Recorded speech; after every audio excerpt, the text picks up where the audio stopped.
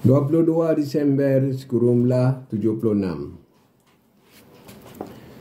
Sidro pemimpin lain di Angkatan Aceh Merdeka yang ke anak kemunulun Dr. Zaini Abdullah Leplosa. Ya golom tu mulai butnyo kopnyan na ule rumah sakit di Kuala Simpang. Gopnyan GE Ugli mesiga dengan Dr. Mukhtar. Bawa te ulun ja Amerika bak tahun 1950 Zaini mantang ubidat. Jadi gopnyan karaya dengan hanatat ulun turi ya golom ulun wonyo. Tetapi lagi bandum anggota famili ulun kesetiaannya geberi dan geterima dengan hanya payah lakai. Bahapa yang terjadi? Baca pusaka famili ulun metulih udip besari mati besajan dan menangke kamar turun temurun.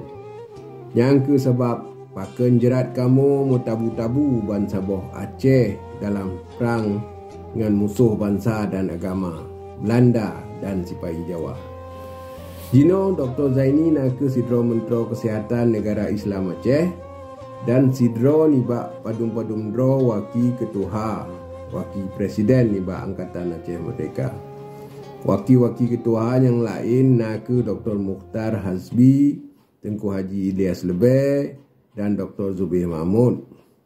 Lain nibak jabatan resmi drog Zaini pi kaim pejabat sebagai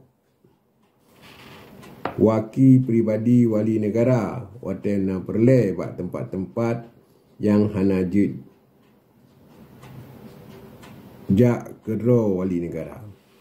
Wate lu terjadi apa yang kata terjadi jino kadu Zaini na lebih keruh lom ni bak ulun sangka bak phone but sucinyo. Kopnyan kajut ke Sidro pemimpin Aceh ada hak drog kan sebab kopnyan anak kemunlun mentang.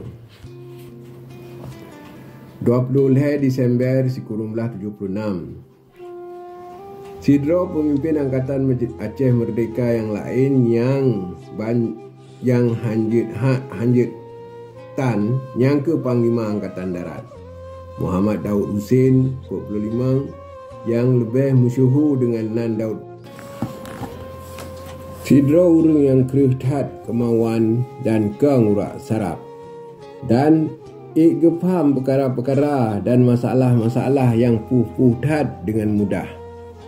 M. Daud Husin kakemah gepejut drog dalam watel bulan sagai.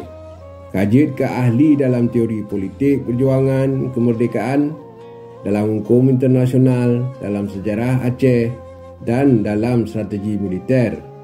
Dan atas neduk pengalaman gopnyan sebagai komandan gerilya perang lawan Jawa bak tahun 1950-1960, gopnyan kakemah gepegat sabuh taktik perang gerilya drog yang sipadan dengan bumi Aceh.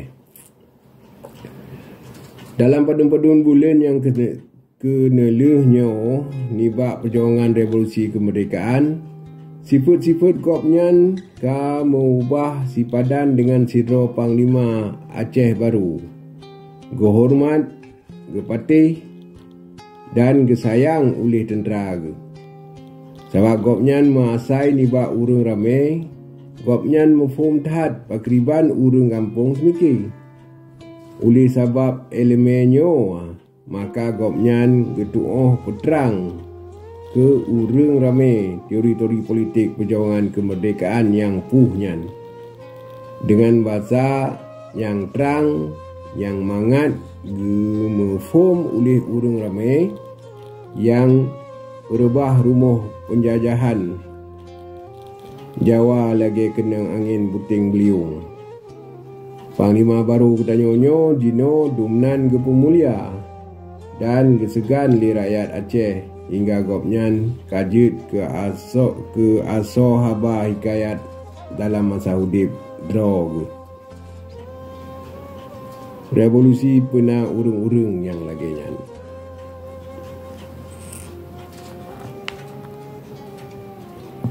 Bawatai ulun dengar haba pakriban careng panglima ulunnya bak beri penerangan politik. Ulun minta akai supaya jut ulun dengar kedera pidato-pidato gopnyan. Sebab puh bak tepegat gopnyan getim marit dengan bibuh menyo getepe ulun na di sinan. Maka ulun ato teka dengan hana gesangka-sangka bak saboh rapat gopnyan.